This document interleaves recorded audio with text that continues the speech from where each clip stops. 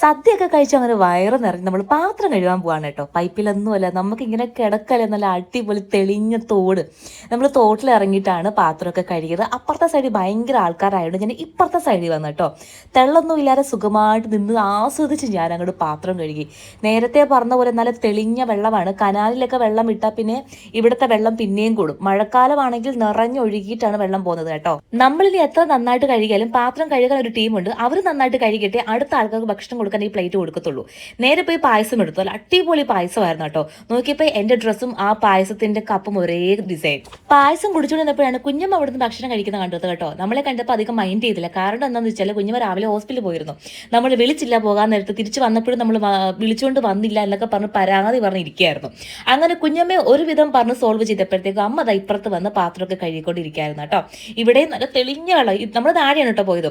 തിരിച്ചു വരുന്ന വഴിക്ക് ഈ സ്ഥലമൊക്കെ എനിക്ക് ഭയങ്കര നൊസ്റ്റു അടിച്ചു. ഇതൊക്കെ പണ്ട് തോടായിരുന്നു കേട്ടോ. കനാലിൽ വെള്ളം ഇടുമ്പോഴും മഴക്കാലത്തും ഇതിൽ വെള്ളം ഉണ്ടാവുമേ. ഈ സ്ഥലം കണ്ടപ്പോൾ എനിക്കിത് നടക്കണമെന്ന് തോന്നി. അങ്ങനെ ഇങ്ങനെ ഓടിപ്പോയി നടന്നതിൻ്റെ ഒരു ഷോർട്ടാക്കി എടുത്ത് കൊണ്ടുവന്നതാണ് കേട്ടോ. കാരണം ഇതൊക്കെ കാണുമ്പോൾ നമുക്ക് പഴയ കാലത്തോട് നമ്മളിങ്ങനെ കൊണ്ടുപോകുന്ന നല്ല സ്ഥലങ്ങളാണ്. ബൈ ദ വേ, ഡ്രസ്സ് ഞാൻ ടാഗ് ചെയ്തിരിക്കാം. അപ്പോൾ ടാറ്റ, ബൈ, സീ യു.